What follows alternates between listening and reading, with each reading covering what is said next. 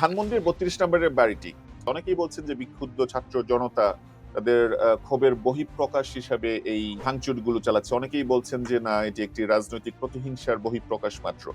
কোনটি সঠিক? আমরা জানি যে অনেক দেশে ব্যাপার পরে শাসকদের মূর্তি ভেঙে ফেলা হয়েছে, কিন্তু আমাদের ঘটনা 6 মাস পরে। 6 মাস পরে তাৎক্ষণিক ক্ষোভের কোনো কারণ নেই। ৬ তারিখের মধ্যে ৩২ নম্বর গুড়িয়ে দেওয়া দরকার ছিল। ফেসিবাদের সাথে সম্পর্কিত সকল সিম্বলকে ভেঙে দেওয়া হচ্ছে ৫ আগস্ট পরবর্তী বিপ্লবী সরকারের রাজনৈতিক কর্তব্য। এটা কারো একার সম্পত্তি নয়, আমি আগে বলেছি। ফলে আমি মানতে রাজি নই যে এটা প্রথমত এটা গ্রহণযোগ্য নয়। দ্বিতীয়ত সরকার তার দায়িত্ব এড়াতে পারেন না। এখন সব দেখতে পাচ্ছি সরকারের পক্ষ থেকে বক্তব্য দেওয়া হয়েছে। ফলে it's a major crime against বাংলাদেশিস।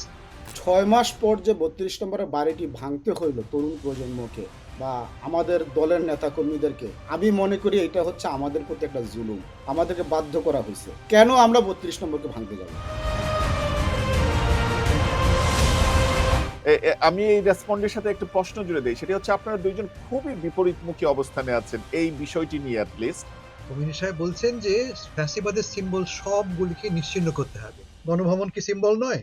High court কি সিম্বল নয়? ক্যান্টনমেন্ট কি আমাদের ফ্যাসিবাদের সিম্বল নয়? তারপরে সবকিছু করে দিতে হবে। আমি জানি না কমিউনিস্ট সাহেব বাড়ি কোথায়, সে বাড়িটাও সিম্বল কিনা, আই হ্যাভ নো আইডিয়া। রাষ্ট্রের দায়িত্ব সংরক্ষণ, ধ্বংস নয়। ফ্যাসিবাদের যে সিম্বল সেটি তো ৩২-এর বাড়ি না, তার মধ্যে গণভবন আছে, সেখানে ঢাকা বিশ্ববিদ্যালয় আছে, সেখানে অনেকগুলো স্থাপনা আছে। আপনারা কি সব গুড়িয়ে দেওয়ার পক্ষে? সো আমরা যদি কোনো কিছু ভাঙি, আমরা কোনো একটা স্থাপনা ভাঙি, আপনাকে ধরে নিতে হবে আমরা লক্ষ লক্ষ মানুষের জীবন বাঁচানোর ইশতেহার লিখতেছি। হাসান ফেরদৌস সাহেব যেটি বলেছেন যে রিকনসিলিয়েশনের অর্থ উনি ব্যাখ্যা করেছেন ওনার মতো করে। তো আপনার কি মনে হয় যে আওয়ামী লীগকে নিষিদ্ধ করে আপনি কার সাথে রিকনসিলিয়েশন করছেন? আপনার ব্যাখ্যাটা কি? বাংলাদেশের রাজনীতির নোংরামি যদি আমরা খেয়াল করি আর কি, সকালবেলা আপনি দুধ কলা খাইছেন যার সাথে, বিকালবেলা তাকে গলা টিপে হত্যা করছেন, এটা হচ্ছে বাংলাদেশের রাজনীতি।